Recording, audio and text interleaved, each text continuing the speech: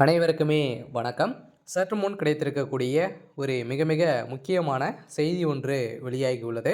சற்று முன் விஜய் காங்கிரஸ் கூட்டணி பரபரப்பு இது மாதிரி பார்த்தீங்கன்னா செய்திகள் வெளியாயிருக்கு.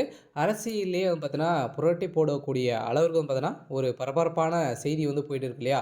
ஸோ பார்த்தீங்கன்னா விஜய் அவர்கள் புதியதாக கட்சி ஆரம்பித்து ஒரு கோலாகாலமாக பார்த்தீங்கன்னா நடந்து வரும் நிலையில் இன்று பார்த்தீங்கன்னா ஒரு மிகப்பெரிய கூட்டணி கூட்டம் நடைபெற்று வரும் நிலையில் இப்போ அதிரடியாகவும் பார்த்தீங்கன்னா விஜய் அவர்கள் தேர்தல் ஸோ நெருங்க நெருங்க கூட்டணி பேச்சுவார்த்தை நடக்கும் அப்படின்ற மாதிரி விஜய் அவர்கள் பேசிய சம்பவம் தான் பெரும் பரபரப்பை ஏற்படுத்தியிருக்கு. இந்த சம்பவத்தின் அடிப்படையில் தான் ஸோ அதிரடியாக பார்த்தீங்கன்னா யாருடன் கூட்டணி அப்படின்ற ஒரு கேள்வி எழுந்திருக்கக்கூடிய நிலையில் தான் அதிமுகவா காங்கிரஸா அப்படின்றத ஒரு மிகப்பெரிய கேள்வி இருக்கக்கூடிய நிலையில் தான் விஜய் அவர்கள் பார்த்தீங்கன்னா ஒரு மிகப்பெரிய சம்பவம் நடந்திருக்கு.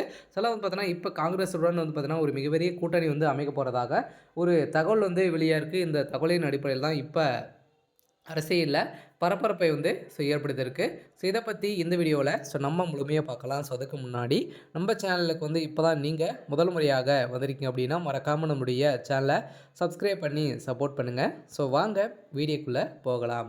ஸோ பார்த்திங்கன்னா நடிகராக இருந்து அரசியல்வாதியாக மாறியவர் தான் விஜய். அவர்களின் தமிழக வெற்றி கழகம் தொடங்கி 2 வருடங்களுக்கு மேல் ஆகிவிட்டது. 2020 சட்டமன்ற தேர்தல் தமிழக அரசியலில் பெரும் மாற்றத்தை ஏற்படுத்த வேண்டும் என விஜய் அவர்கள் நினைக்கிறார். ஆனால் அவருக்காக கூடும் ரசிகர்கள் கூட்டம் ஸோ வாக்காக மாறுவது என திமுக உள்ளிட்ட கட்சிகள் சொல்லி வருகின்ற நிலையில் அதே நேரம் புதிய ஓட்டு போடுவர்கள் மற்றும் பெண்கள் வாக்காளர்கள் பார்த்தீங்கன்னா 40% பேர் பார்த்தீங்கன்னா விஜய் அவர்களுக்கு வாக்களிப்பார்கள் என சமீபத்தில் சர்வே கூட வெளியான நிலையில் இந்த சர்வேயின் அடிப்படையில் தான் திமுகவுக்கு ஒரு மிகப்பெரிய நெருக்கடிகளை கொடுத்துருக்காங்க. திமுக பார்த்தீங்கன்னா காங்கிரஸுடன் கூட்டணி வைத்து ஒரு மிகப்பெரிய வெற்றி பெற்றுட்டு வராங்க. ஸோ இந்த நிலையில் தான் பார்த்தீங்கன்னா ராகுல் காந்தி அவர்கள் அதிரடியாக பார்த்தீங்கன்னா இந்த ஸோ விஜயுடன் கூட்டணி பேச்சுவார்த்தை நடந்ததாக ஒரு தகவல் வெளியாக இருக்குது. இந்த தகவலின் அடிப்படையில் தான் விஜய் அவர்கள் பார்த்தீங்கன்னா இதற்கு மறுத்ததாகவும் ஒரு தகவல் வெளியாகி இருந்தாலுமே விஜய் அவர்கள் ஒரு மிகப்பெரிய கூட்டணி